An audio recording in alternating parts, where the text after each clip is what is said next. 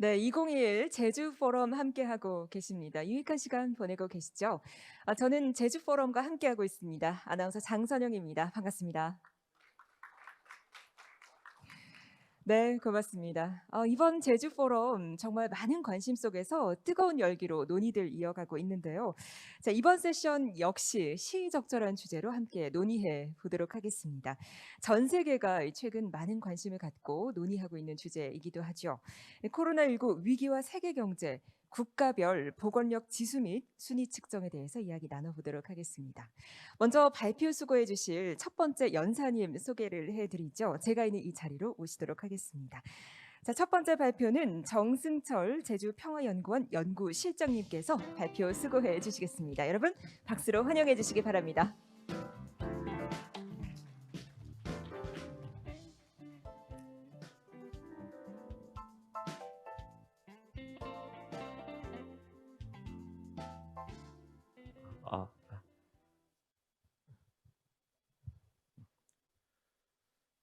아, 안녕하십니까. 제주평화연구원 정승철 연구실장입니다. 코로나19 위기와 세계 경제, 국가별 보건력 지수 및 순위 측정 세션 발표를 시작하도록 하겠습니다. 발표는 한국어로 진행할 예정인데 이제 관심 있으실 외국 분들도 있으실 수 있게 간단히 영어로 연구 소개를 하고 나서 이제 발표 한국어로 진행하도록 하겠습니다. So before I begin our presentation in Korean. 네, 한국어로 발표를 하기에 앞서서 간략하게 영어로 설명을 드리겠습니다.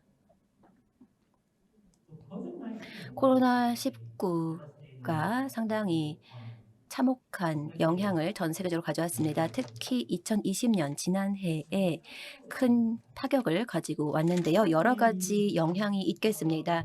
그 중에 하나는 코로나 확진자 및 코로나 사망자가 상당히 많았기 때문이죠. 또 노동 공급이 파괴됐고 또 기업들의 생산성이 저해되었습니다. 특히 숙련 노동자들은 대체하는 것이 쉽지 않았습니다. 따라서 기업들의 생산성에 심각한 영향이 발생했습니다. 뿐만 아니라 코로나19 확산을 막기 위해서 대부분의 국가들이 아주 엄격한 사회적 거리두기와 봉쇄 조치를 도입했습니다. 이러한 조치는 비록 좋은 의도를 가지고 진행이 되었지만 부정적인 영향이 또 시장 및 경제에 발생했습니다. 사람들이 근무를 할 수 없었고요. 또 시장, 공장, 매장들이 문을 닫았지요. 또 쇼핑몰에 간다거나 식당에 가면서 사람들이 돈을 지출할 수도 없었습니다. 따라서 매출과 판매가 식당이나 매장 측면에서 하락하게 되었고요. 이로 인해서 이들 매장들 또는 공장들이 대대적으로 인력을 감축하게 되었습니다. 이제 일자리를 잃을 사람들은 재화나 서비스를 구입할 자금이 부족하게 되었고 이는 더욱더 기업들의 매출 하락으로 이어지게 되었습니다. 이는 또다시 심각한 실업률로 이어졌고요. 이런 악순환이 이어졌습니다. 그래서 일반적으로 우리가 경기 침체에 볼 수 있는 그런 최악의 시나리오이지요. 또 한 경제가 봉쇄되게 되면 전 세계적인 가치 사슬이 붕괴되었고 또 세계적인 무역도 차질이 발생하게 되었습니다. 오늘날 모든 국가들은 서로 연결이 되어 있고 상호 의존하고 있습니다. 따라서 한쪽 체제가 파괴되게 되면 이것은 연쇄적으로 사슬 효과를 가져오면서 전 세계적인 경제에 파급 효과를 가져오게 됩니다. 경제가 붕괴되는 것을 막기 위해서 정부들은 예산을 배정하고 또 경기 부양책을 제공하게 되었습니다. 물론 이것은 필요한 조치였지만 이로 인해서 정부의 부채와 또 다양한 정부의 그런 재정에 부정적인 영향을 가져오게 되었습니다. 그래서 2020년은 전반적으로 어두운 그림이 많았습니다. 불확실성도 많았고요. 또 언제 과연 우리가 터널 밖으로 나갈 것인가에 대해서도 우려가 많았습니다. 하지만 새벽 바로 직전에 가장 어둠이 깊은 것처럼 사람들은 희망을 잃지 않았습니다. 선진국들이 백신을 개발했고요. 이를 배포하기 시작했습니다. 뭐 배포라기보다는 뭐 수출이라고 할 수 있지요. 이들 선진국들이 무료로 무상으로 백신을 보급한 것은 아니니까는요. 수출이라고 할 수 있습니다. 그래서 선진국들의 백신 수출이 이어지게 되었습니다. 상당히 뭐 지금까지는 백신 접종 완료율에 있어서 불평등이 존재합니다. 선진국에서는 대부분의 사람들이 1차 접종을 마쳤고 2차 접종을 기다리고 있습니다. 저소득 국가, 개발도상 국가에서는 아직까지도 1차 접종을 받지 못한 사람도 많이 있습니다. 그래서 제가 지금까지는 뭐 이러한 현재 존재하는 불평등에 대해서 규범적인 이야기를 드렸습니다. 모든 세계 인구가 백신 접종을 마칠 때까지는 시간이 좀 걸릴 것으로 예상됩니다. 하지만 인류는 코로나 전 시대로 다시 정상의 시대로 돌아갈 수 있을 것으로 기대가 됩니다. 많은 국가들이 경기 회복을 하고 있습니다. 아직까지는 회복의 지금 제대로 가동되고 있다라고 말하기는 어렵지만 상당히 뭐 고무적인 소식이라고 말씀드릴 수 있겠습니다. 그리고 코로나 변종이 확산되고 있다는 그러한 징후도 존재합니다. 하지만 각 국가별 회복력은 좀 차이가 있는데요. 일부는 빨리 회복하고 있고 일부 국가들은 아직도 침체되어 있습니다. 그러면 어떠한 국가들이 빨리 회복하고 있을까요? 어떤 국가들이 더디게 회복하고 있을까요? 그래서 저를 포함한 저희 제주평화연구원 연구자들이 이를 조사했습니다. 어두운 시기를 잘 버텨나가고 코로나 이전의 상태로 빨리 복원하는 국가들이 누구인가, 어디인가, 그리고 아직까지도 어려움을 겪고 분투하고 있는 국가들은 어디인가를 연구했습니다. 각 국가별의 순위를 한번 저희가 측정해 보았습니다. 복원력 지수도 보았고요. 그래서 경기 지표 EPI라고 하는 건데요. 이것과 또 ERI라고 하는 경제 복원력 지수 이 두 가지를 측정했습니다. 국가들이 경제적으로 얼마나 복원력이 있는가를 판단한 거죠. 코로나의 타격을 받았을 때 그리고 또 얼마나 그 충격을 잘 흡수하고 다시 반등할 수 있었는가를 평가해 보았습니다.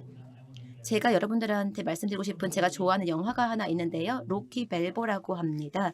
2006년에 나온 영화인데요. 거기서 로키가 자기 아들에게 이런 말을 합니다. 얼마나 세게 맞느냐가 중요한 게 아니다라고 합니다. 얼마나 내가 맞고도 앞으로 나아갈 수 있느냐 하는 말을 했는데요. 바로 그게 제 오늘 발표의 가장 핵심입니다. 네, 그러면 이제 한국말로 발표를 진행하도록 하겠습니다.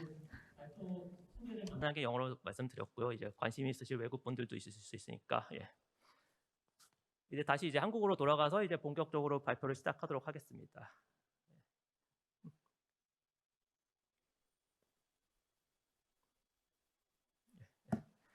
작년 2020년 상반기부터 이제 본격적으로 전 세계를 휩쓸기 시작한 코로나19로 인해서 이제 수많은 국가들이 크나큰 경제적 타격을 입었습니다. 뭐 여러 가지 이유가 있는데 이제 일단 국민들 또 이제 국민들이라고 하지만 또 대부분 많은 국민들이 다 경제 활동을 하기 때문에 이제 노동자들이라고도 부를 수 있겠는데요. 이제 노동자들이 코로나19 확진 판정을 받거나 아니면 심지어 이로 인해서 사망하기까지 하면서 노동력의 원활한 공급에 차질이 생겼죠. 특히 이제 코로나에 걸린 노동자들의 숙련공일 경우, 이제 대체 불가 인력일 경우, 이제 이는 기업의 생산성에 악영향을 미치게 되고, 또 이제 곳곳에서 이런 일이 생기면 결국 거시적인 차원에서 국가 경제, 세계 경제에 부정적인 영향을 미치게 됩니다. 한편으로는 또 이런 직접적인 이유 외에도 이제 코로나19 확산을 방지하기 위해서 국가들이 강력한 사회적 거리두기 캠페인, 뭐 자가격리, 뭐 락다운 조치 등을 취하고 이로 인해서 이제 개인, 기업, 국가 등 대부분의 경제 주체들이 정상적인 경제 활동을 할 수가 없게 되는 일이 전 세계 수많은 국가에서 벌어졌습니다. 이게 직장도 폐쇄하고 상가도 폐쇄하고 또 이렇게 되니까 이제 사람들이 이제 일거리 또 일자리가 없고 그러다 보니 이게 소득이 줄고 혹은 여가 생활을 즐기기 위해 소비를 하고 싶어도 뭐 상가, 뭐 관광지 등이 이제 모두 문을 닫으니까 이제 돈을 쓰고 싶어도 쓸 수 없는 상황이 생기고 이제 기업들은 이제 소비자들이 예전같이 소비를 안 하니까 매출이 줄고 매출이 줄으니까 이제 생산 그 상품이나 서비스의 생산량을 줄여야 되고 이제 생산량을 줄이니까 이제 또 이제 노동자들이 예전만큼 필요가 없고 또 이제 예전 수준으로 노동자들의 수를 유지를 하면은 또 인건비를 감당할 수가 없게 되고 그러니까 이제 뭐 장기 뭐 무급 휴가를 준다든가 아니면 뭐 심지어 이제 노동자들을 해고시키기도 하고 또 이런 식으로 이제 해고당한 노동자들은 이제 소득이 없으니까 소비를 못 하고 그러니까 이렇게 되니까 이제 기업의 매출은 더더욱 감소하고 이는 또 한 번의 대량 해고 실업으로 이어지고 이게 이제 악순환이 되풀이되고 이제 불황이 끊임없이 재생산되는 전형적인 경로죠.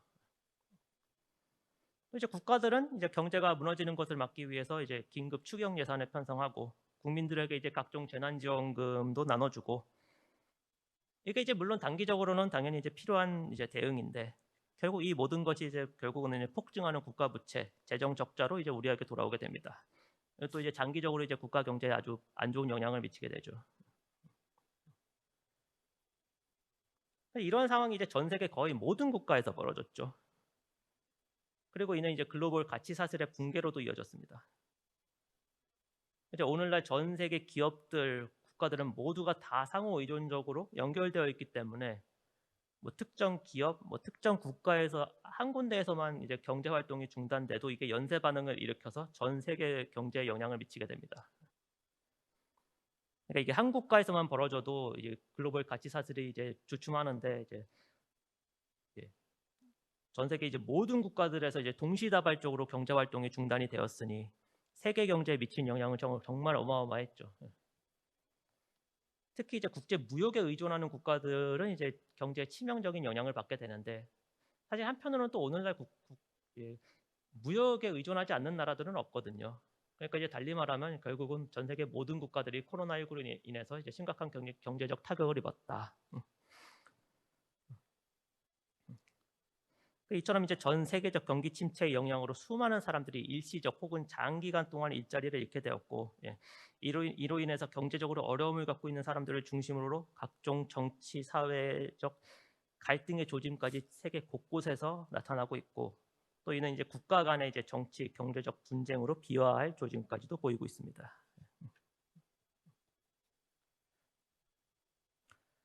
하지만 이제 2021년 들어서 코로나19 백신이 개발 보급되기 시작하면서 각 경제 주체들, 이제 개인, 기업, 뭐 국가들 다 이제 서서히 코로나 이전과 같은 정상적인 경제 활동을 재개할 수 있게 되었고,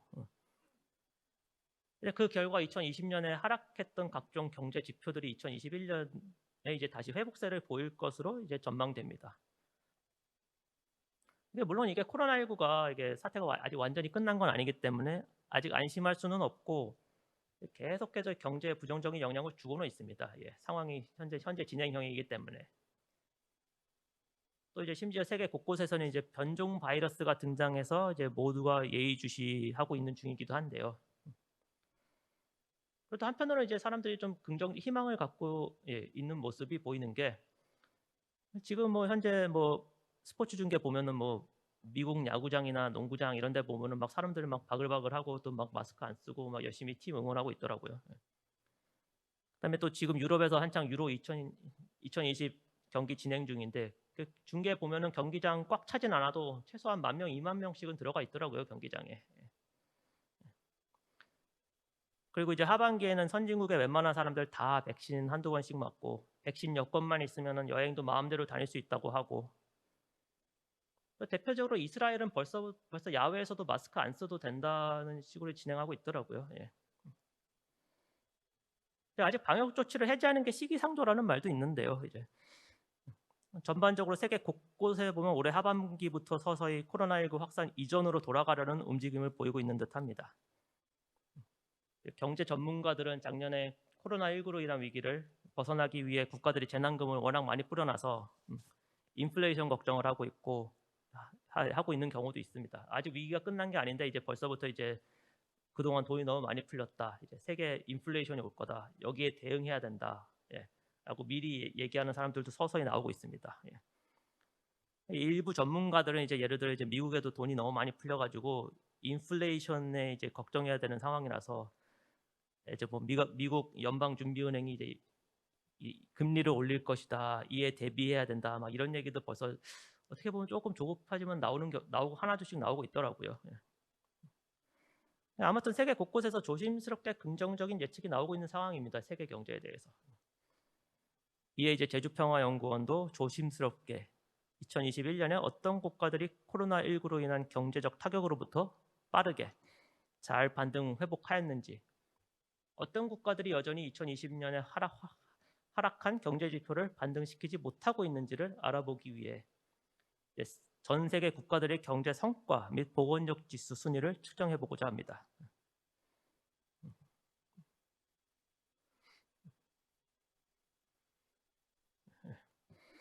흔히 뉴스 보면 어떤 국가가 선방했다, 어떤 국가는 확진자가 엄청 쏟아져 나오고 있고, 이 와중에 어떤 국가는 여전히 높은 경제 성장률을 기록하고 있고, 어떤 국가는 몇십 년 만에 최악의 경제 성장률 수준을 보였다, 이런 기사들 많이 보이잖아요.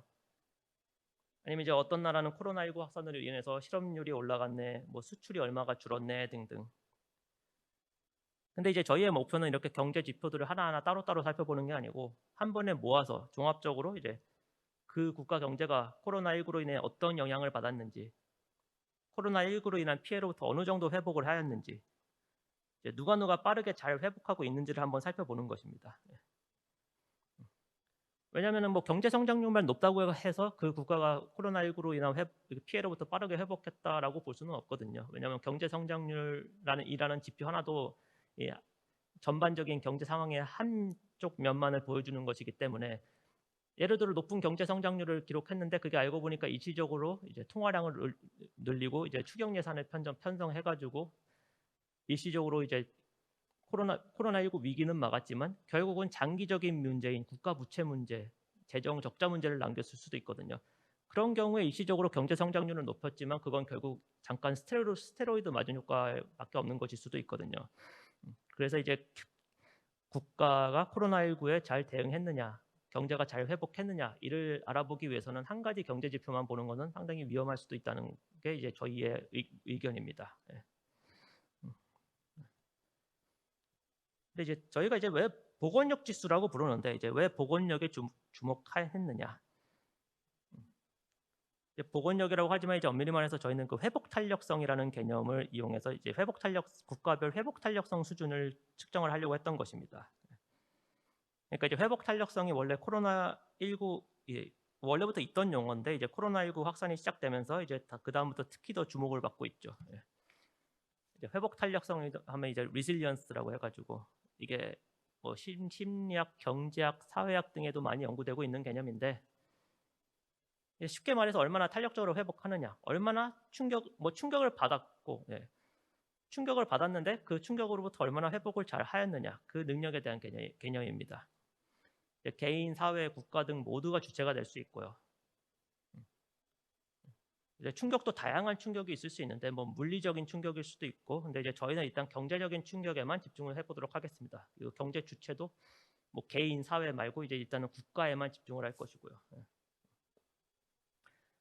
그러니까 이제 물론 코로나19로 인해서 국가 내에서도 큰 피해를 입은 개인이 있고 집단이 있고, 또 뭐 비교적 무난하게 위기를 넘긴 개인이 있는 등 스펙트럼이 다양한데요. 저희는 일단 개인, 사회보다는 이제 국가에 집중을 하고, 어떤 국가가 코로나19로 인한 경제적 피해를 최소화하고 위기를 잘 극복하였는가, 어떤 국가가 높은 보건력과 회복 탄력성을 보였는가를 살펴보고자 합니다. 국가별로. 그래서 이 각 지수에 대해서는 이제 다음에 발표하실 박사님들께서 자세히 설명을 해주실 거고요. 근데 이 코로나 관련해서 지수를 저희가 처음 만든 건 절대 아닙니다. 그리고 저희 말고도 이제 다른 연구기관이나 언론사들도 이 코로나 관련해서 다양한 지수를 만들려고 노력하고 있고요. 그래서 대표적으로 이제 Foreign Policy나 Our World in Data, 아마 블룸버그에서 발표한 지수가 있는데, 이 지수들과 저희 지수는 어떻게 다른지를 간단히 설명드리도록 하겠습니다. 이게 이제 Foreign Policy에서 발표한 The COVID-19 Global Response Index인데 이제 이거는 이제 코로나19에 대해서 어떤 국가들이 잘 대응하였는가. 근데 여기서 말하는 그 잘 대응하였는가는 이제 얼마나 이제 그 좀 종합적인 의미가 있는데요. 코로나19 확진자 수를 줄이고 또 이제 재난지원금을 얼마나 이제 풍부하게 이제 배분을 해서 이제 그 경제 성장률이 떨어지는 걸 잘 막았는가, 뭐 개인의 이제 경제력을 얼마나 잘 보존해 주었는가, 예, 등등을 살펴보고 있습니다. 예. 근데 그래서 잠깐만, 예. 이거 Our World in Data도 근데 이제 앞에 보여드린 이제 글로벌 리스폰스 인덱스랑 비슷한데 이 두 지수는 이제 국가가 얼마나 엄격하게 코로나를 통제하였고 그로 인해서 확진자 수를 얼마나 적게 나오게 했는가. 그러니까 이제 앞에 Foreign Policy의 COVID-19 Global Response Index나 Our World in Data의 Containment and Health Index는 이제 뭐 조치를 강력하게 취할수록, 예, 뭐 학교 폐쇄, 직장 폐쇄, 뭐 공공장소 모임, 집합 금지, 뭐 이런 조치들을 얼마나 강하게 취했느냐에 따라서 이제 수치가 높게 나옵니다. 예. 그러니까 이제 얼마나 엄격하게 대응했느냐 지수라고 볼 수 있겠죠. 근데 한편 반대로 이제 블룸버그에서 발표한 코비드 리질리언스 인덱스는 반대로 이제 지금 국가들이 얼마나 코로나 이전 상황으로 돌아갔는가, 어느 수준으로 돌아갔는가를 측정하고 있습니다. 예. 이제 앞에 말씀드린 두 이제 지수에서는 강력한 그 국가가 강력한 뭐 학교 폐쇄, 뭐 자가격리, 뭐 집합금지 조치를 취할수록 수치가 높은데 이 블룸버그에서 발표한 이제 코비드 리실리언스 인덱스는 반대입니다. 오히려 얼마나 그 통제 조치를 얼마나 하나둘씩 풀고 있는가, 얼마나 완화시켰는가, 얼마나 국민들을 덜 통제하고 있느냐에 따라서 점수가 높아집니다. 왜? 덜 통제한다 이퀄 코로나 이전 상황으로 사람들의 삶이 돌아갔다는 걸 의미하기 때문입니다. 예. 이런 식으로 이제 같은 지표를 사용하더라도 이제 사용하는 방식이 다른데, 근데 이 말씀드린 세 가지 지수들의 공통점은 어쨌든 국가가 코로나를 얼마나 잘 통제하고 있느냐, 확진자가 얼마나 적게 나오고 있느냐를 보고 있는데, 예. 잠깐만요. 예. 저희는 뭐 물론 확진자 수가 얼마나 적냐, 얼마나 국가가 강력한 통제 정책을 실시하고 있느냐, 물론 다 중요하지만, 예. 이거는 이제 다른 기관들이 많이 했으니까 저희는 오로지 경제 지표에만 한번 집중을 해봤습니다. 예. 코로나 전과 후 그리고 코로나19를 겪는 와중에 국가들의 경제 지표가 어떻게 변했고, 예, 종합적으로 이제 국가별로 퍼포먼스, 예, 성과, 그리고 이제 국가의 보건력 수준이 어떻게 변화했는가, 오로지 경제 지표만을 갖고 한번, 예, 지수를 만들어봤습니다. 그래서 이 지수에 대한 자세한 설명은 이어서 제주평화연구원의 이매용 연구위원님께서 해주시겠습니다. 네, 감사합니다. 마이크 먼저 빼세요. 먼저 빼시면. 네, 고맙습니다. 첫 번째 발표 수고해 주셨는데요. 이 예기치 않았던 코로나19로 인해서 전 세계가 참 쉽지 않은 시간을 보내고 있습니다. 이제는 코로나 시대를 극복하기 위해서 각 산업과 분야에서 정말 많은 노력들을 다하고 있는데요. 추진하고 계신 연구도 또 공유를 해주셨죠. 앞으로 더 긍정적인 소식들 기대해 보도록 하겠습니다. 소개해 주신 대로 두 번째 연사님 다시 한번 모셔보도록 하죠. 임혜용 제주평화연구원 연구위원님 바로 연사로 모시겠습니다. 박수로 환영해 주시기 바랍니다.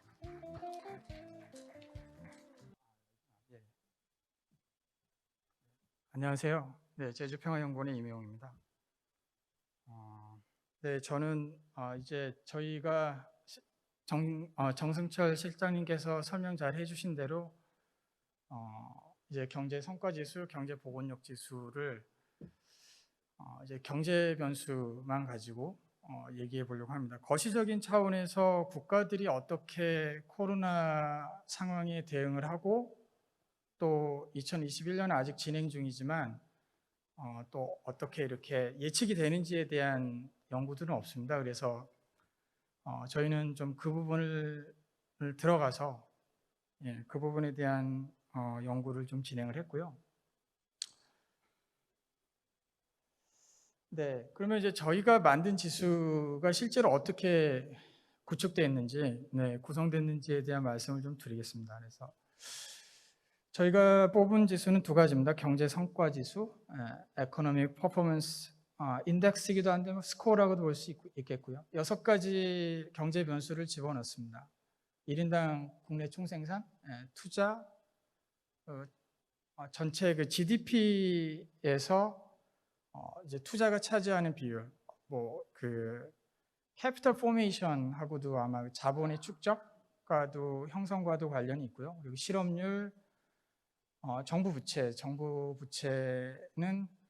정부 부채가 GDP에서 얼마나 비중을 차지하는지, 그리고 경상수지는 커런트 어카운트입니다. 기본적으로 수출과 수입으로 이루어져 있고요.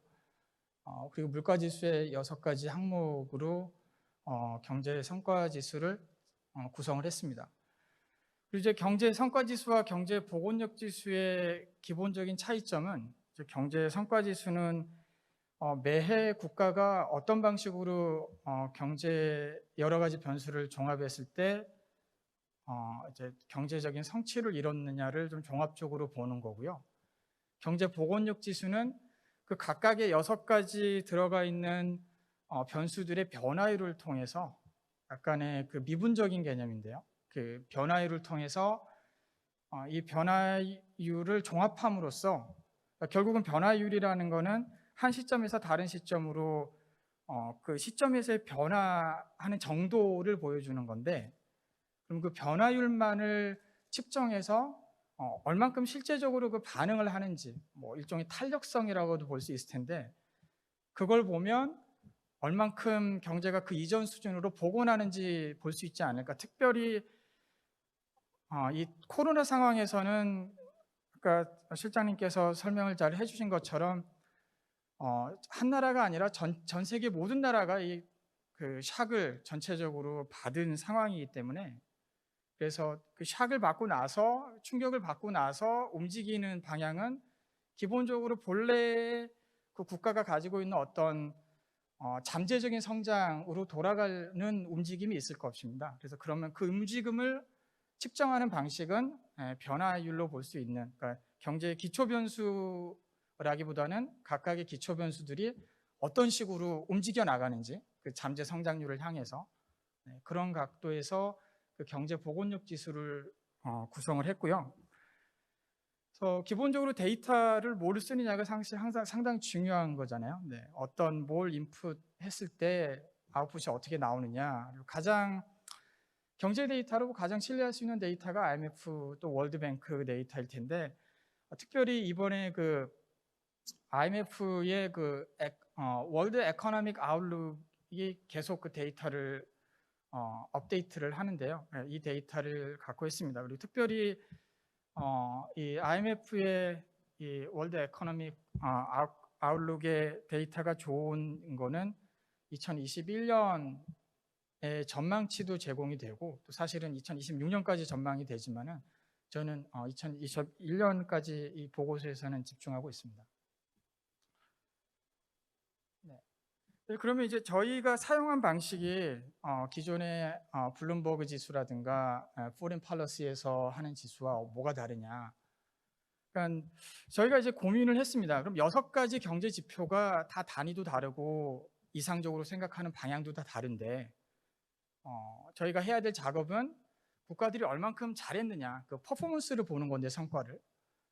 근데 각각의 변수들이 갖고 있는 기본적인 어떤 성격이 다른 상황을 또 어떤 식으로 극복할 수 있을 것인가에 대한 고민을 하고, 그리고 또 랭킹도 마지막으로 부여를 해야 되는데, 그래서 이제 어떤 방식을 찾다가 결국은 이게 이제 여러 가지 의사결정이 있을 때, 그러니까 기준이 굉장히 많은데 거기에서 뭘 내가 선택해야 될 것이냐, 무엇이 그러면 랭킹 넘버 원이냐 했을 때 그 상황입니다. 다기준 의사결정 상황에서 그걸 결정하는 방법들이 굉장히 많이 있습니다.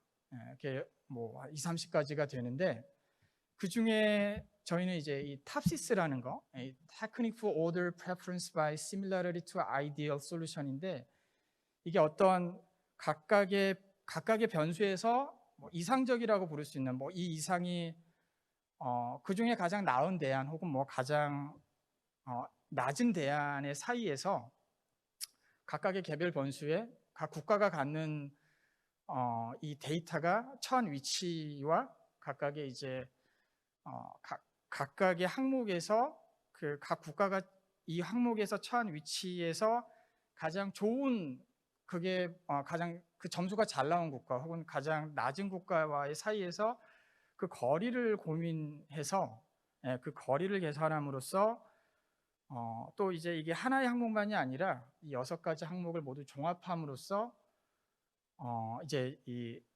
수치를 기본적으로 산출을 해내고요. 그래서 그 수치를 가지고 랭킹을 부여할 수 있는 방법입니다. 네, 조금 더 설명을 해드리면요. 이제 탑시스의 좋은 점은 본래의 자료의 정보를 거의 훼손하는 것이 없이 그게 그 정보를 다 사용할 수 있다는 점이 좋고요. 그리고 그 결과치가 또 평가 방식의 차이, 여러 가지 항목, 우리가 여기에서 보는 거는 경제 변수인데 그 변수들의 차이를 또 정확하게 반영한다는 좀 좋은 점이 있습니다. 그리고 뭐 데이터가 어떤 식으로 분포되어 있느냐, 데이터의 내용은 어떤 것이냐, 여기에 대한 제한이 별로 없고요. 그리고 조금 이따 좀 더 설명을 해드리겠지만은 좀 복잡해 보이긴 하지만 그렇게 지수 계산이 상대적으로 뭐 간단하다고 볼 수 있습니다. 이제 핵심적인 이 탑시스의 핵심적인 메커니즘은 여러 가지 차원으로 뭐 여기에서 보면 하나의 뭐 벡터에 6가지 변수가 이렇게 있는 건데요. 원자료를 0과 1 사이에 이제 값으로 표준화를 시키고 이제 그렇게 되면은 이제 원자료가 갖는 개별적인 특성을 없앨 수 있습니다. 그리고 각각의 항목들을 비교할 수 있는 것이 가능한데요. 5가지 스텝으로 이루어져 있는데 하나 예를 들어서 좀 설명을 간략하게 해드리겠습니다. 네. 그래서 지금 여기를 보시면은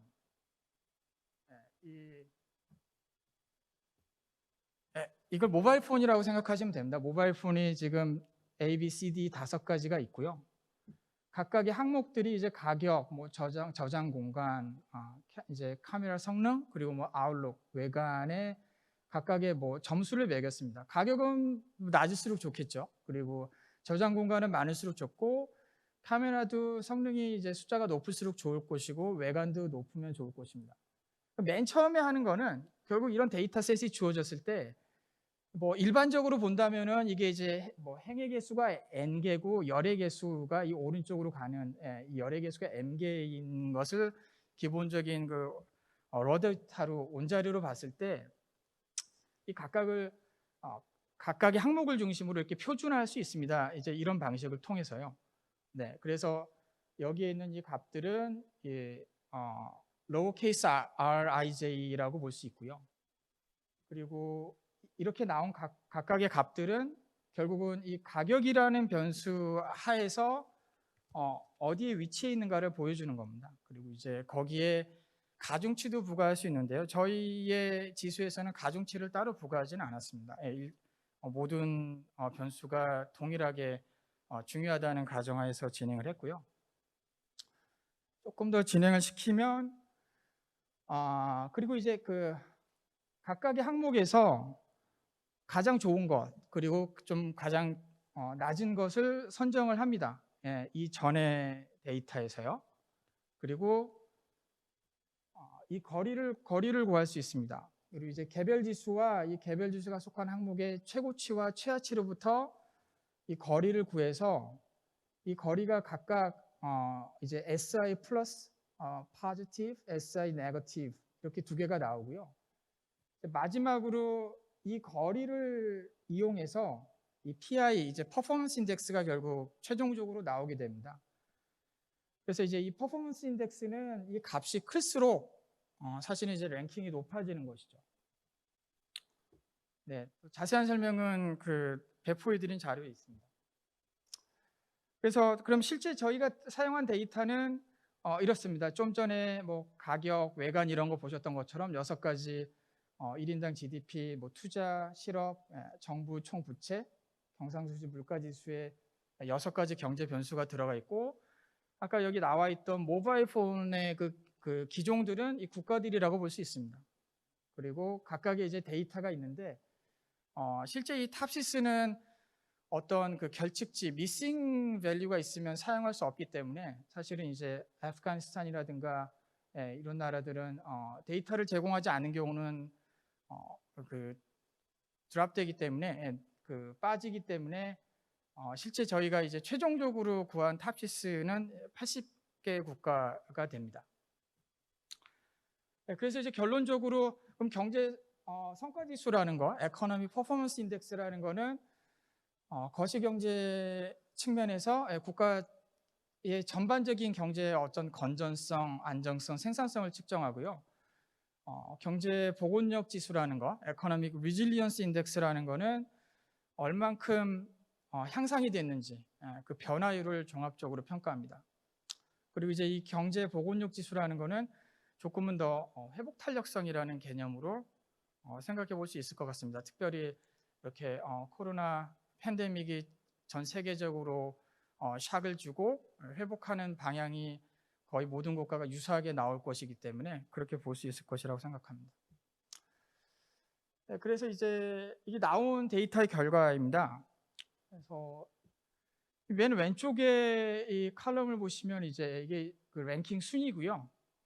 에코노미 퍼포먼스 인덱스, 경제 성과 지수에 기초한 국가 순위입니다. 그리고 저희가 보면 이제 뭐 싱가포르, 네덜란드, 스위스, 덴마크, 대만, 노르웨이, 독일, 홍콩, 스웨덴, 한국이 10등에 위치했는데요. 이거는 이제 2017년에서 19년 일종의 이게 레퍼런스 포인트, 그 참조점이 되는데, 왜냐하면 20년과 21년은 기본적으로 코로나 상황이기 때문에 코로나 전에 3년의 평균치에 대한 계산을 먼저 하고 이게 그 3년치의 평균이고요.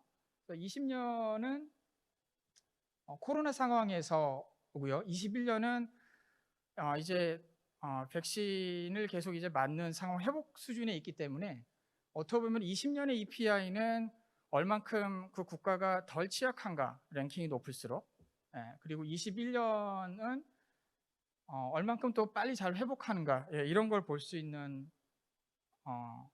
데이터라고 볼 수 있습니다. 그리고 조금 더 들여다보면은 다른 국가들을 보면 2017년, 19년에 평균적으로 중국이 27등, 미국이 좀 더 낮은데요. 특히 좀 미국이 낮은 이유는 국가 부채가 높고 아마 경상수지 부분이 낮기 때문에 좀 순위가 낮게 나오는 것 같습니다. 물론 여전히 미국이 세계에서 가장 경제가 크고 그 다음은 바로 중국인데, 저희는 여기서 국가 전체 경제 전체 사이즈를 보는 게 아니라 1인당 GDP를 봄으로써 조금은 더 각 개인이 국가에서 누리는 그런 관점에서 지수를 구성해 본 것입니다. 그리고 일본의 경우에는 바로 옆에 이웃 나라니까요. 52등 정도 했었고요. 21년에 미국의 예측은 그렇게 높지는 않습니다. 이제 보건력 지수를 보면 코로나 이전에는 상당히 이제 여기에서 상당히 저희가 발견할 수 있는 게 코로나 이전에는 국가들의 어떤 보건력이라는 것이 그렇게 크지 않거든요. 뭐 그 상황이라는 것 자체가 굉장히 노멀 스테이트이기 때문에. 그렇지만 이제 코로나가 주어지고 또 그 다음에는 오히려 2020년 코로나 샥이 오고 2021년에 회복되는 상황에서는 이 보건력이라는 것이 상당히 강하게 작동하고 있는 것을 볼 수 있습니다. 그리고 특히 2020년에 성과가 좋았던 국가는 대만, 중국이고요. 우리나라도 상당히 잘했습니다. 그리고 2021년에도 잘 우리나라의 경우 예상이 되고요. 아무래도 코로나 통제를 얼마나 잘했느냐 하는 것이 상당히 중요한 변수로 작동하고 있다고 생각이 듭니다. 그리고 이 경우, 한국의 경우는 3년치는 22등을 했는데, 3년치는 22등을 했는데 오히려 2020년, 21년에 한국은 더 좋아졌다고 볼 수 있고요. 일본의 경우에는 2020년에 13등, 2021년에 24등. 또 미국은 여전히 아직은 개별적인 특히 1인당 GDP를 통해 봤을 때는 상당히 아직 낮은 위치에 속해 있다고 볼 수 있습니다. 네, 그리고 이거는 이제 가장 크게 타격을 받은 국가들, 아직 여전히 보건력이 많이 작동하지 않는 좀 국가들이고요. 네, 그래서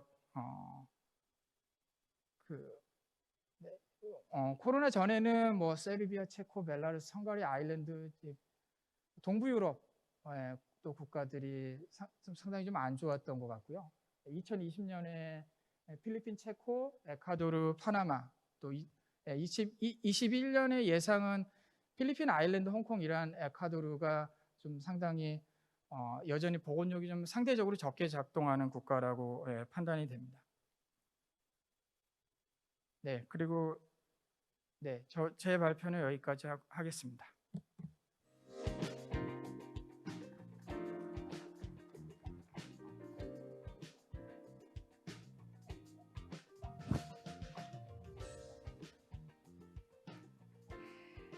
네, 고맙습니다. 두 번째 발표 또 수고해 주셨는데요. 경제 보건력 지수에 대해서 하나하나 또 소개를 해 주셨죠. 네, 덕분에 우리 코로나19 시대를 극복하기 위해서 또 많은 도움이 될 것 같습니다. 고맙습니다. 자, 이어서 세 번째 연사님 소개를 드리겠습니다. 역시 제가 있는 이 단상으로 모셔보도록 하죠. 유기은 제주평화연구원 박사우 연구원님 단상으로 모시겠습니다. 여러분 박수로 환영해 주시기 바랍니다.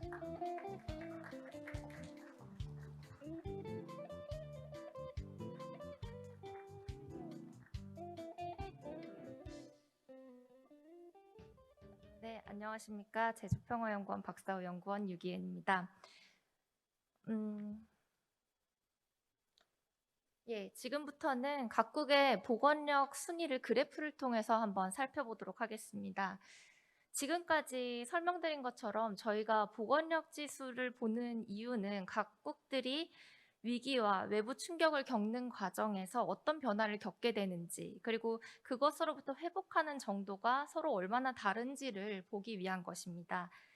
특히 이번에 발표한 지수는 팬데믹이라는 공통의 위기와 관련이 되어 있습니다. 그런데 여러분들도 아시다시피 모든 국가가 예외 없이 팬데믹을 겪은 것은 사실이지만 그 심각성은 모두 달랐습니다.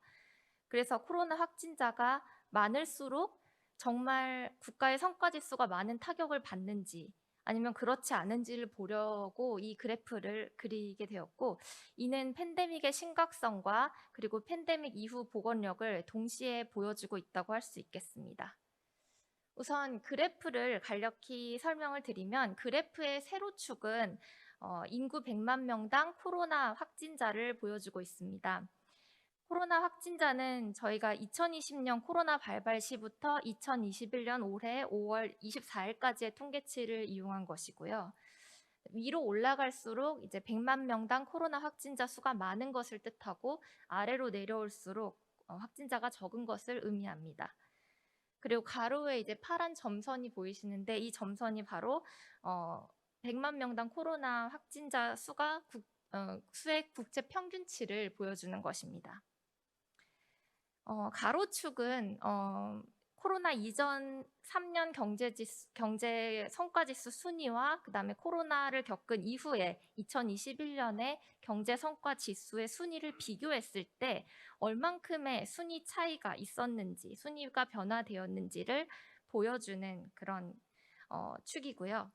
그래서 파란색 세로점선을 보시면 이 세로점선에 위치한 국가들은 코로나 이전과 이후에 랭킹 변화가 없었던 국가들을 의미합니다.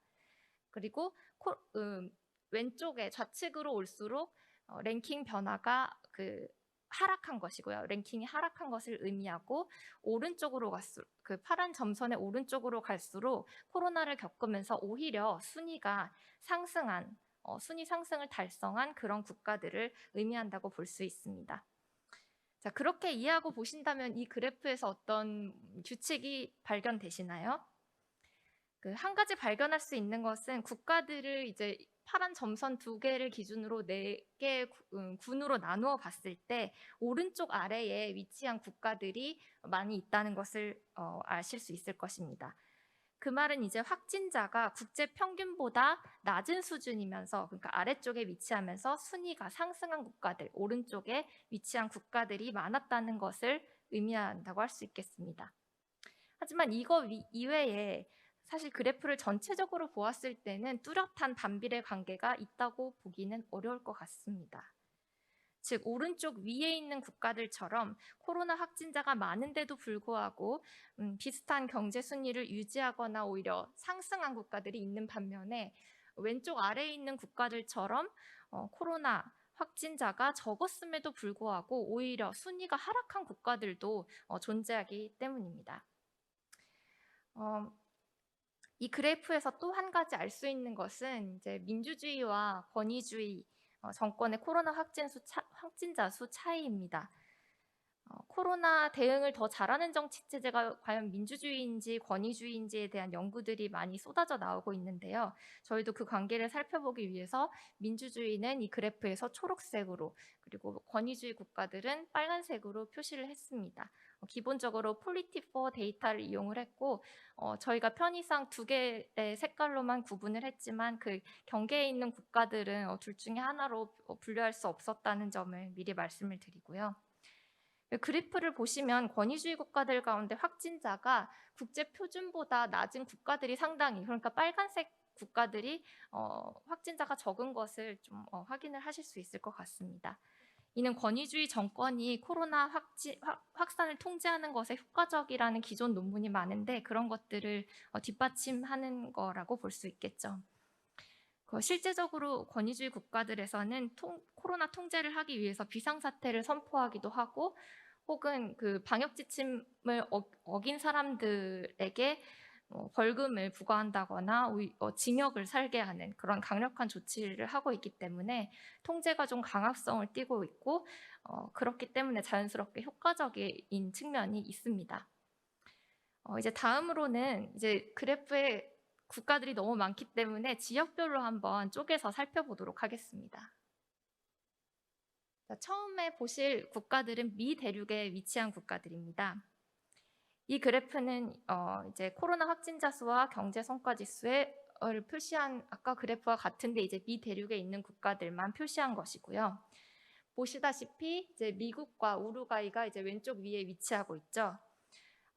여기서는 이제 확진자가 많았고 미국과 우루과이 여러분들도 아시다시피 확진자가 많았고 경제지수 순위도 각각 14계단, 15계단 하락한 것을 볼 수 있으실 겁니다.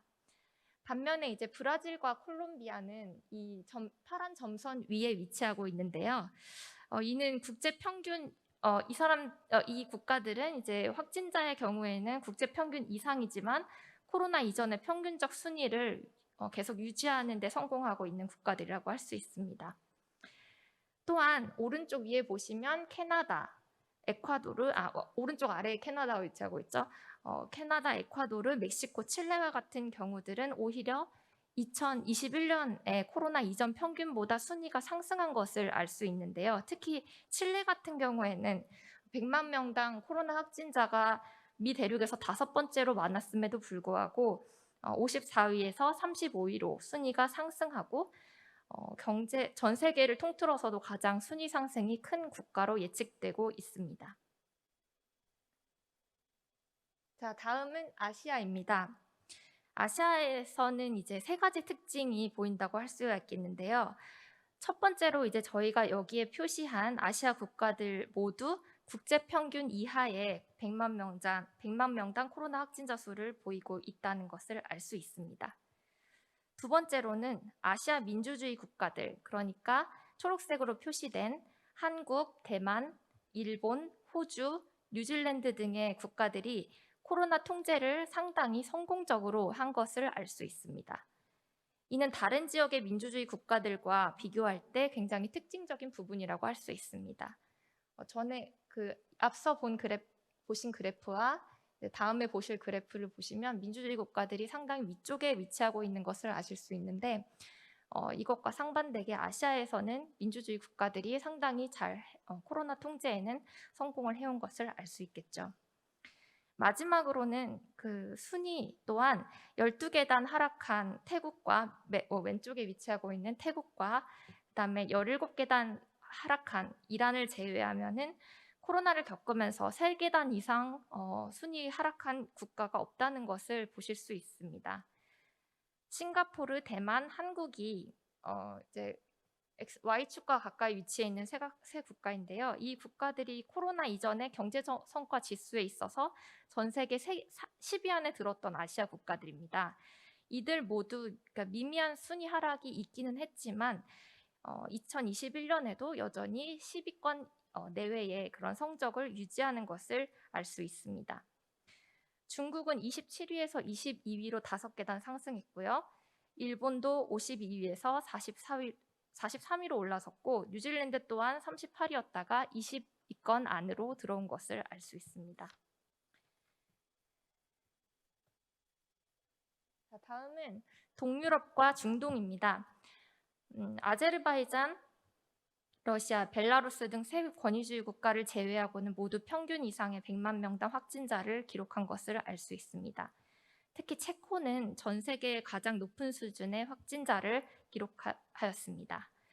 또 여기서 한 가지 흥미로운 점은 동유럽의 권위주의 정권 확진자는 다른 지역 권위주의 국가와 비교할 때 상대적으로 많았다는 것입니다. 바레인, 터키, 우크라이나 같은 권위주의 국가들이 높은 확진자 수를 기록하고 있고 벨라루스, 러시아, 아제르바이잔 같이 이제 파란색 아래 위치하고 있는 국가들도 국제 평균 이하인 것을 의미하긴 하지만 다른 지역의 이제 권위주의 국가들과 비교할 때에는 상당히 높은 편이라고 할 수 있습니다. 순위 상승의 측면에서는 나쁘지는 않았던 것 같습니다. 폴란드, 슬로바키아, 몰도바, 이스라엘, 바레인 등 국가들에서 이제 코로나가 상대적으로 심했음에도 불구하고 순위가 상승하고 있음을 알 수 있습니다.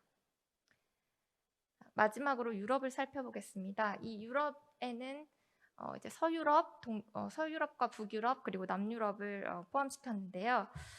이 지역 국가들은 전 세계적으로 여러분도 아시다시피 민주주의 국가로 대표되는 그런 국가들이 많습니다. 프랑스, 스페인, 영국 등에서는 이제 코로나 확진자가 많았던 것으로 많이 알려져 있죠. 이 가운데서 프랑스와 스페인은 순위가 하락했지만 영국은 코로나 이전의 그런 평균적 순위를 유지할 수 있을 것이라고 예측됩니다. 스위스는 100만 명당 확진자가 7만 명 정도로 상당히 높았음에도 불구하고 기존 경제성과지수 전 세계 3위에서 2021년에는 1위로 올라설 것으로 예측됩니다.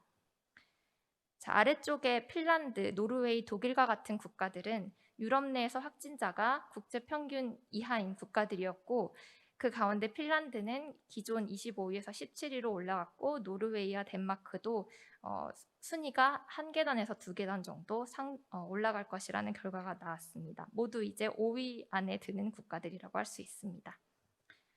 다음 그래프는 이제 보건력 지수에 관련된 그래프인데 이제 조금 읽는 것은 비슷한데 이제 저희 보고서에 있는 것들을 참고해 주시고 이 부분에 대해서는 이제 Q&A 세션에서 설명드리도록 하겠습니다. 예, 다음은 요약으로 넘어가도록 하겠습니다.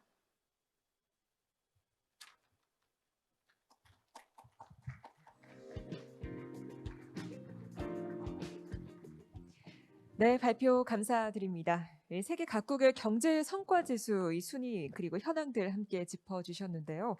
공유해주신 자료들 덕분에 지금 이 시각 코로나19로 인한 경제 현황들 또 하나하나 짚어볼 수 있었던 것 같습니다. 고맙습니다. 자, 그럼 마지막 연사님으로 앞서 첫 번째 발표를 수고해 주셨는데요. 다시 한번 단상으로 모시고 이야기 나눠보도록 하겠습니다. 정승철 제주평화연구원 연구실장님 다시 한번 단상으로 모시겠습니다. 여러분 박수로 환영해 주시기 바랍니다.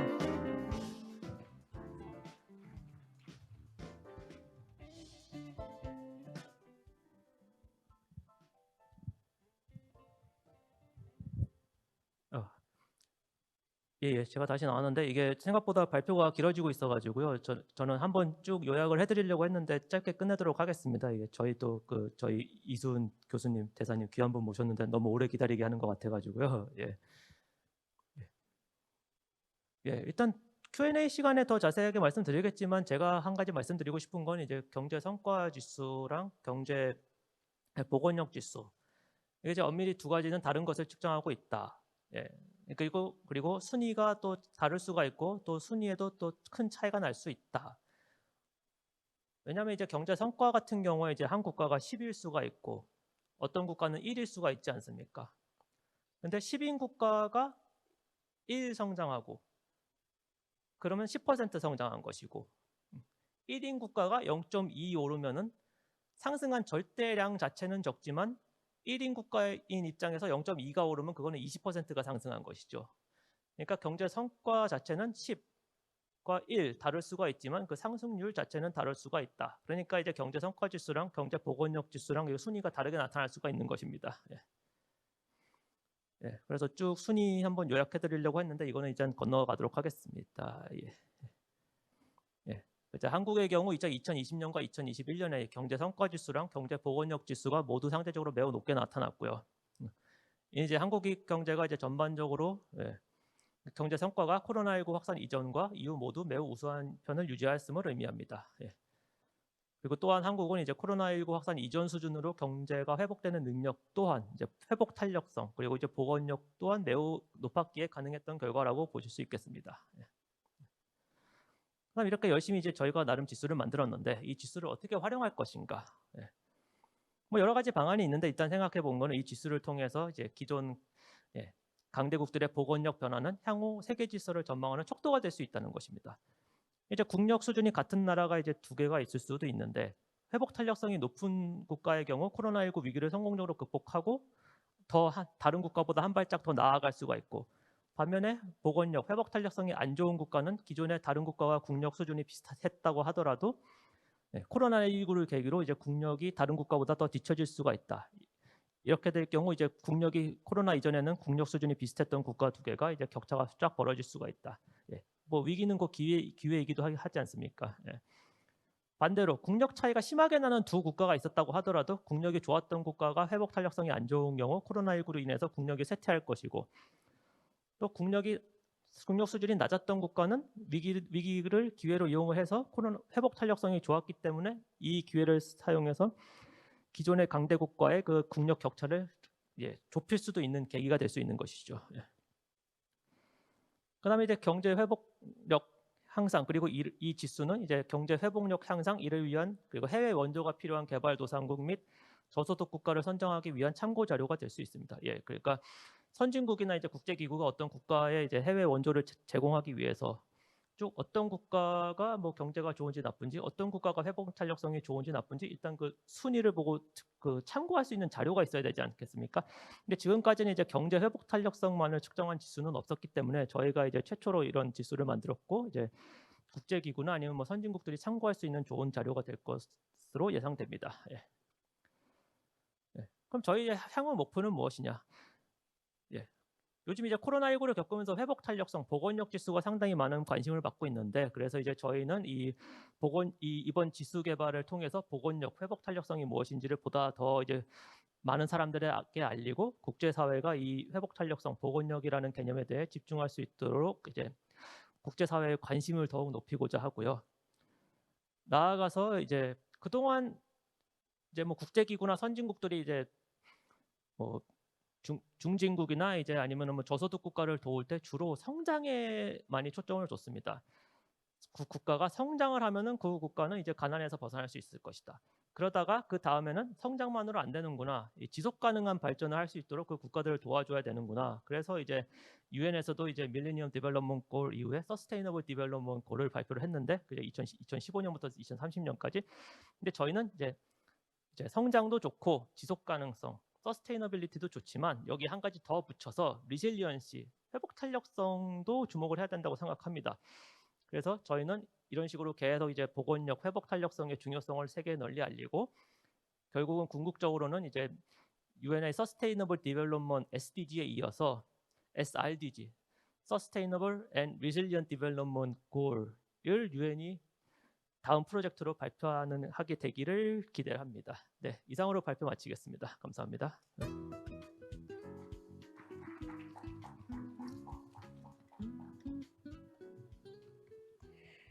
네, 고맙습니다. 소개해 주신 연구들 어떻게 또 활용할 수 있을지까지 짚어 주셨는데요. 이렇게 연사님들 모시고 발표 함께 나눠 들었습니다. 자, 지금부터는 이 발표해 주신 내용들을 토대로 보다 심도 있는 논의를 이어갈 예정인데요. 저희는 이어지는 토론을 위해서 잠시 단상을 정리하는 시간을 갖도록 하겠습니다. 단상 정리 후에 곧 이어서 토론 진행하도록 하겠습니다. 잠시만 자리에서 기다려 주시면 감사하겠습니다.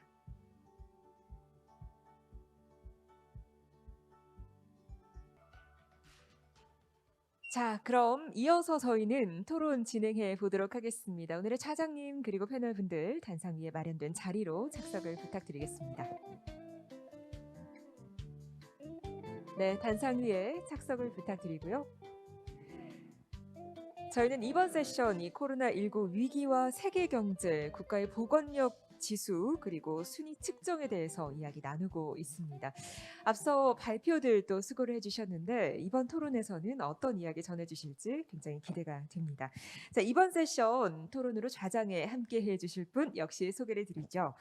전 주일 대사님이신 이수훈 경남대 석좌 교수님 함께 해주시겠습니다. 여러분 박수로 환영해 주시기 바랍니다. 네, 그럼 저는 마이크를 교수님께 넘기도록 하겠습니다. 부탁드리겠습니다. 네, 여러분 반갑습니다. 이번 세션의 사회를 맡은 이수훈입니다. 이걸 제가 끼고 얘기를 하면 뭔가 좀 답답하다는 느낌이 들었어요.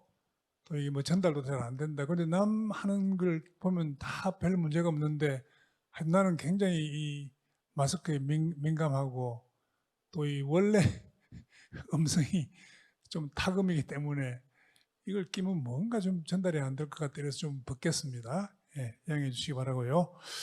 오늘 이제 여러분들 다 그 발표를 들었습니다만은 그 제주평화연구원에서 그 세 분이 대단히 재미있는 그 연구를 했어요.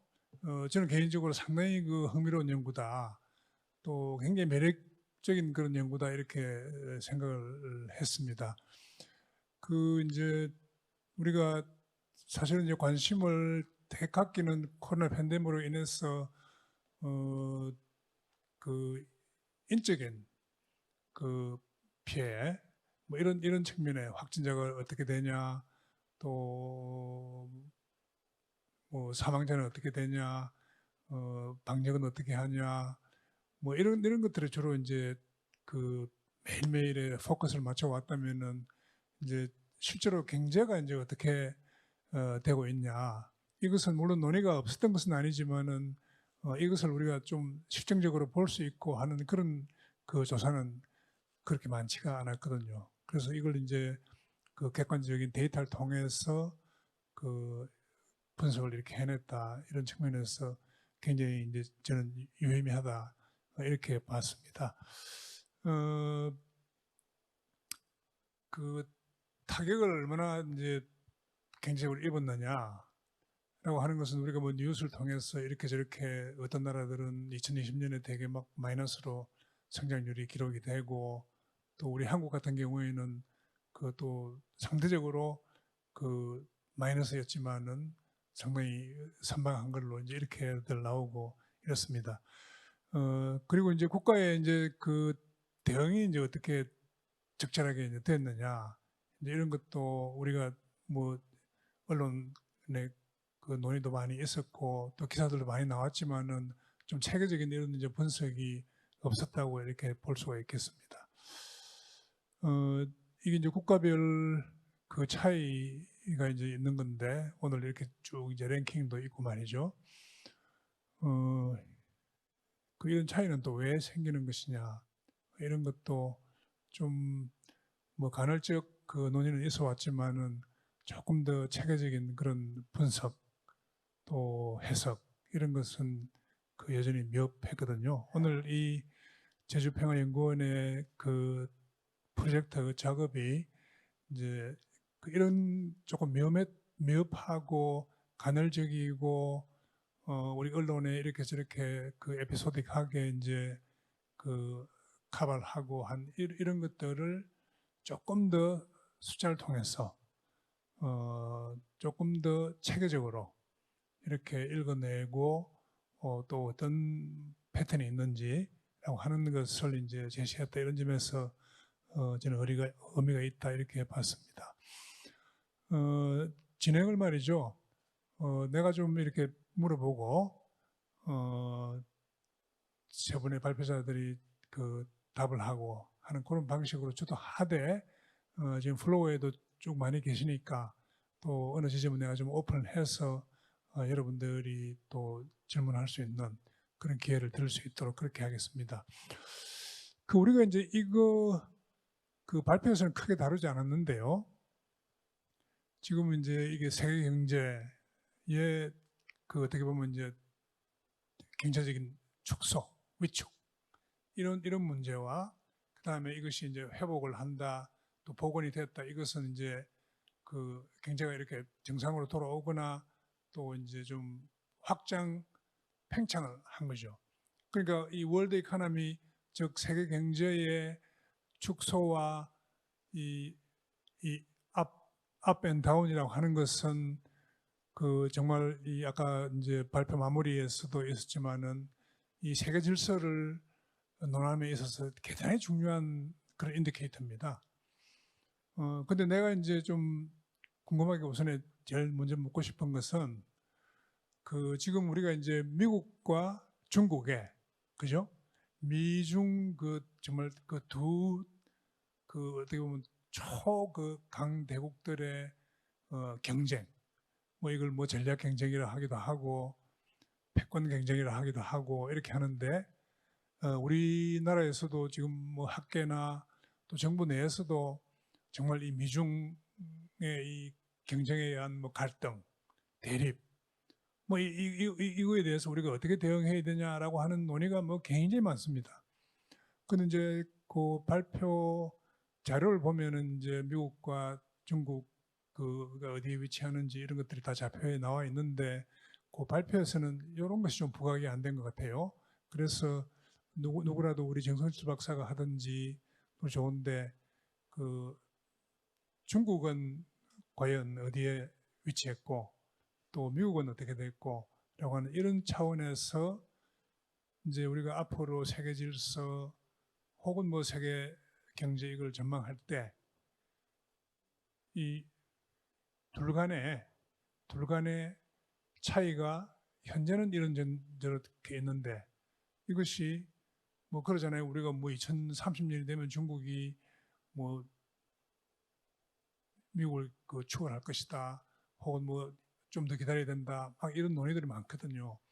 그 요거를 분석을 해보니까 요런 차원의 요 미국과 중국의 경쟁 또 갈등 대립 또 어느 지점쯤 가야 정말 이런 것들이 말하면 중국이 미국을 뭐 추월하고 하는 이런 문제를 좀 답을 좀 듣고 싶습니다.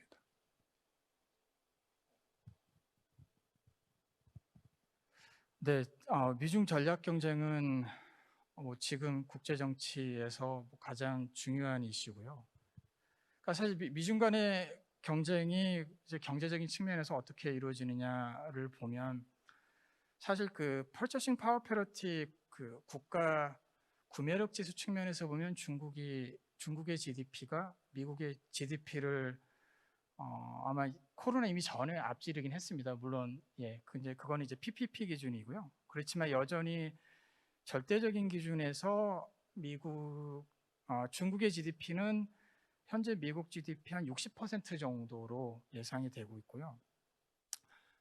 많은 뭐 연구 결과들 중에 뭐 2050년쯤 되면 중국이 계속 이제 이런 식으로 높은 경제 성장률을 달성을 했을 때 그 중국이 미국의 GDP를 넘어설 것이다.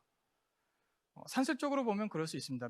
중국이 현재의 경제 성장률을 계속 유지한다면 중국의 경제 성장률은 뭐 아시다시피 지난 뭐 30년간 10%까지 가기도 하고 최근에도 뭐 6, 7%까지 갔기 때문에 그렇지만 이제 권위주의 국가의 특성상 코로나에 대한 통제를 상대적으로 잘했고 미국은 그러지 못한 측면이 있습니다. 만일 그러면은 이 코로나의 충격이 지속이 된다고 만일 가정을 하면은 중국이 미국을 앞서는, 그러니까 GDP 측면에서 미국을 앞서는 그 시간이 좀 더 빨라질 수 있다고 보고요.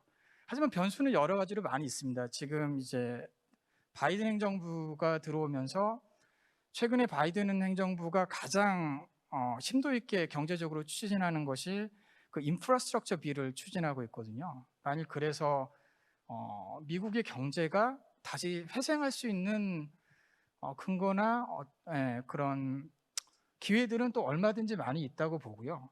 그렇지만 이제 GDP라는 컨셉을 좀 조심해야 될 거는, GDP라는 컨셉은 기본적으로 유량입니다. 그래서 이건 1년치인데 이게 이제 그동안 쌓인 거를 정말 생각하면 미국의 경제를 1년 1년 계속 쌓고 중국의 경제를 1년 1년 쌓았을 때는 사실 중국의 경제가 미국의 경제의 60%에 이르게 된다고 볼 수는 없습니다. 그건 1년 단위로 보는 거기 때문에요.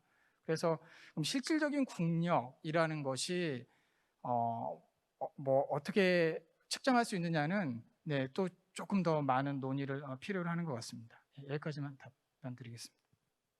네, 감사합니다. 그 이번 연구를 하면서 그러면은 이 발견한 것 가운데 가장 인상이 깊은 거는 어떤 거라고 얘기를 할 수 있을까요?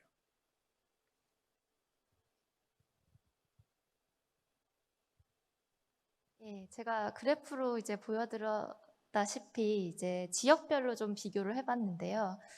특히 이제 저희가 왜 이런 보건력의 국가들 간의 차이가 있을까? 다양한 변수들이 있겠지만 정치 체제에 있어서 가장 관심이 많다고 알고 있습니다. 이제 아카데미아에서는. 그래서 이제 권위주의 정권이 대체로는 이제 잘 대응을 한다고 하는데, 그것이 이제 또 지역별로 다르게 나타난다는 것을 이번에 처음 발견을 하게 된 것 같습니다. 그래서 민주주의, 권위주의 이렇게 이분법적으로 보기보다는 아시아에서는 또 민주주의 국가들임에도 불구하고 그것이 뭐 권위주의의 유산이라고 볼 수도 있겠지만 이제 좀 신생 민주주의 국가들이 많지 않습니까, 아시아에? 그래서 그런 유산인지 어떤 건지는 이제 저희가 조금 더 들여다봐야 하겠지만, 아시아의 민주주의 국가들이 상대적으로 코로나에 잘 대응을 했고 또 보건력도 상당히 높게 나타나는 것을 발견을 할 수 있었고, 또 상대적으로 동유럽 같은 경우에는 권위주의 정권임에도 불구하고 다른 권위주의 정권보다 조금 덜 좀 코로나에 취약했던 그런 부분을 좀 발견할 수 있어서 그 부분이 좀 재밌었던 것 같습니다. 그 이번 프로젝트에서 지금 코로나 팬데믹으로 인해서 가장 크게 영향을 받은 국가, 또 경제 변수, 이건 뭐라고 할 수 있을까요?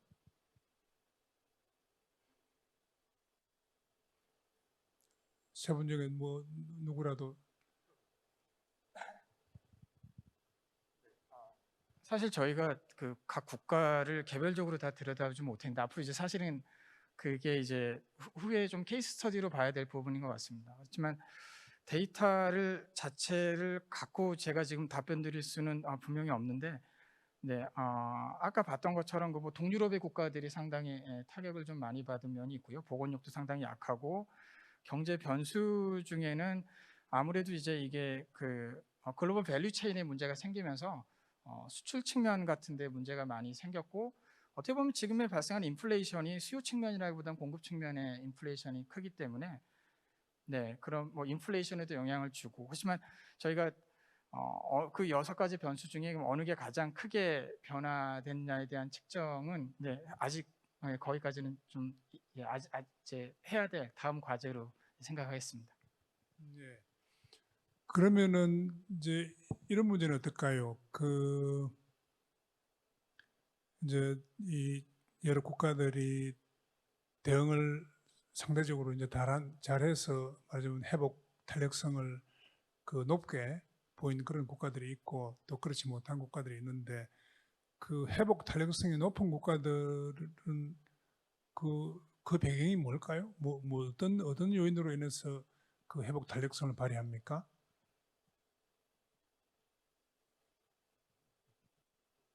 내가 세 분 발표 순도 내가 잘 그렇고 그래서 그냥 툭툭 던지는데 세 분이 그냥 자연스럽게 받아서 하면 됩니다. 회복 탄력성이 좋다는 거는 빨리 반응을 이제 한다는 건데요. 예, 그러니까 가장 2020년과 2021년을 좀 구분해서 보면 2020년에는 결국은 그 회복 탄력성이라는 것을 약간은 좀 덜 취약하다라고 보면 좋을 것 같습니다. 이 취약성 지수 측면에서 보면은, 그리고 그것이 가장 중요한 측면에서는 사실 그 코로나 팬데믹을 어떤 식으로 통제했느냐, 예, 그 변수가 그 보건력 지수에서 가장 중요한 부분이 아닌가, 네, 그렇게 생각합니다. 아니 그러니까 이제 그걸 국가가 빨리 잘 이렇게 능동적으로 잘 반응하는 것이 이제 물론 탄력성이 있는 것은 당연한 얘기인데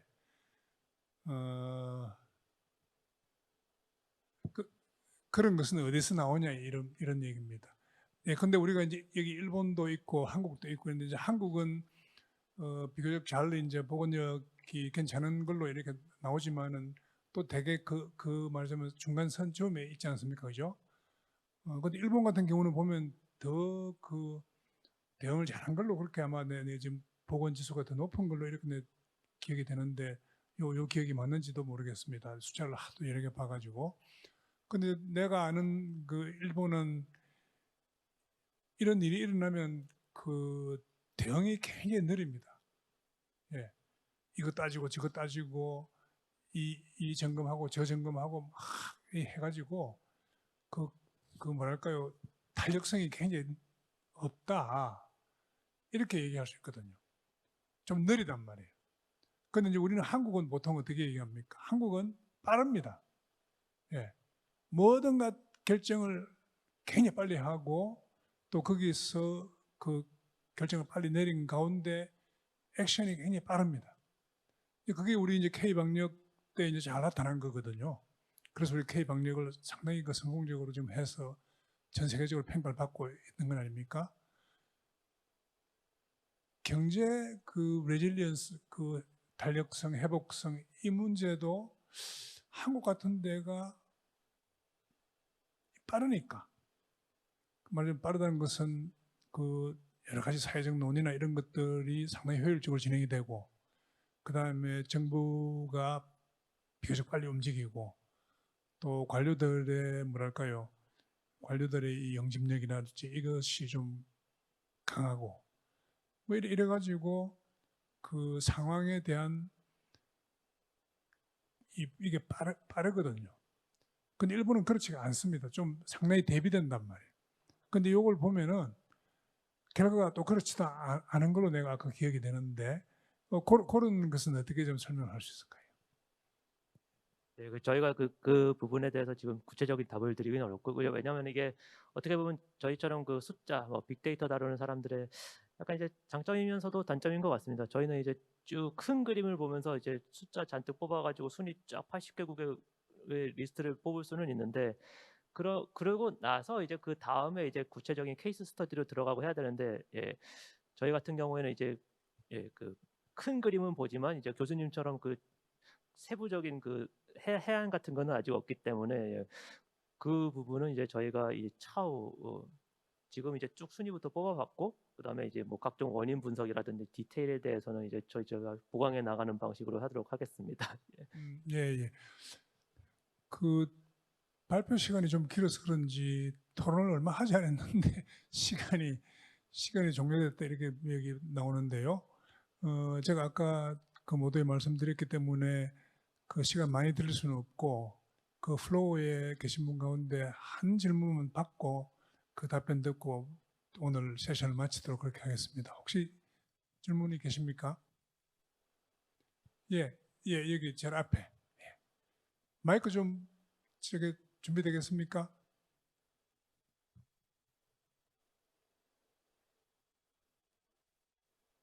예, 마이크 있네요. 예.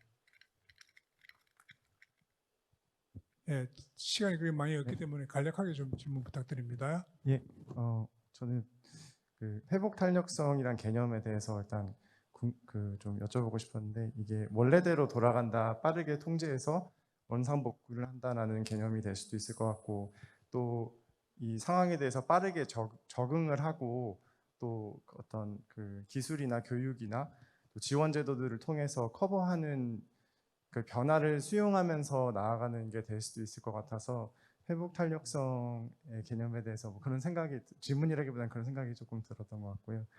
또 하나는 아까 그 유기훈 박사님께서 보여주신 표처럼 어떤 국가들은 또 그 회복 탄력성이 그 지역에 따라서 다르다는 것을, 아시아 국가들에 대해서 다르다는 걸 보여주셨는데, 거기에 대해서 개인적으로는 좀 과거의 재해를 경험하고 그런 복구 과정을 거친 국가들이 좀 더 좋은 회복 탄력성을 가지고 있지 않을까라는 생각이 들어서, 그런 부분들을 혹시 그 변수를 넣거나 어떻게 통계적으로 볼 수 있는 게 있을까 해서 궁금해서 여쭤봅니다. 네, 그 앞에는 그냥 질문이라고 할 수가 없고 그 뒷부분은 답을 좀 해야 될 것 같습니다. 네, 굉장히 중요한 부분을 지적해 주신 것 같습니다. 이제 위기를 겪어본 국가들과 이제 그거에 대해 더 생소한 국가들의 그런 차이가 있을 거라는 생각이 들고, 그 부분 이제 저희가 좀 아직은 통제 변수가 많이 들어가지 않은 연구여서 좀 진행을 해보고 싶고요. 또 반대로 이제 앞으로 코로나와 같은 위기가 없어야 되겠지만, 또 앞으로도 코로나와 같은 그런 전염병이라든지 팬데믹이 생기게 된다면 코로나 때 어떻게 대응했는지, 또 그때 얼마나 심각하게 위기를 겪었는지에 따라서 또 그 회복 탄력성이 어떻게 변화를 갖게 되는지, 그런 것들도 연구해 보면 굉장히 재밌을 것 같네요. 질문 감사합니다. 네, 그 시간이 너무 빨리 가버리네요. 그 플로어에 많은 분들이 오셨는데 그 궁금한 사항이 뭐 많으실 텐데 기회를 드리지 못해서 아주 유감스럽게 생각을 하고요. 천상 그 오늘 그 세션은 시간이 됐기 때문에 여기서 그 마무리를 하는 수밖에 없겠습니다. 그 이번에 제주평화연구원에서 그 정성철 연구실장의 주도로 그 이 경제 보건력 지수를 이렇게 한번 구성해보고 또 각국을 이렇게 한번 분석해본 것은 저는 그 모두에도 말씀드렸지만은 대단히 의미 있는 아주 재미있는 그런 그 프로젝트다 이렇게 생각을 합니다. 그 제주평화연구원에서는 이런 문제의식을 놓지 말고 좀 앞으로도 이런 글로벌 크라이시스 이런 상황이 발생했을 때 또 이미 한번 해본 경험이 있으니까 바로바로 좀 대응을 해서 치고 나갈 수 있도록 그렇게 연구 역량을 좀 그 키우도록 그렇게 항상 좀 준비를 해주시면 좋겠다 이런 말씀을 드리고, 저도 이 젊었을 때 그 뭐 이 학위 공부를 하고 이런 때는 뭐 방법론을 뭐 온갖 걸 해보고 숫자도 많이 다루고 뭐 그랬습니다. 이 방법론과 관련한 또 지수 구성을 한 것 뭐 이런 것들에 대해서도 여러 가지 궁금한 점이 많은데 뭐 내 때문에 이 세션을 하는 건 아니니까 그런 건 또 나중에 우리 사적인 대화를 통해서 또 계속하도록 하고, 그 오늘 세 분 그 수고 많은 거에 대해서 여러분들 박수 좀 부탁드리고, 예. 그럼 이상으로 오늘 제주평화연구원에서 그 마련한 코로나 팬데믹과 그 세계 경제 또 각국별 그 경제 복원 회복 그 지수 인덱스 발표를 다룬 이 세션은 이상으로서 마무리하도록 그렇게 하겠습니다. 경청해 주셔서 감사합니다. 네, 박수 부탁드리겠습니다. 네, 자장으로 수고해주신 이수윤 석좌 교수님께도 감사 인사드리겠습니다. 고맙습니다. 연구하고 계신 내용들 저도 굉장히 흥미롭게 또 함께 들었는데요. 지금의 위기를 이겨내기 위해서 디딤돌을 만들고 계신 것 아닌가 하는 생각이 들었습니다. 덕분에 우리 사회의 기쁜 소식 곧 찾아올 수 있을 것 같죠. 고맙습니다. 자, 이번 세션 여기서 마무리하도록 하겠습니다. 함께해 주신 여러분 대단히 감사합니다. 저는 잠시 후 다시 인사드리겠습니다. 고맙습니다.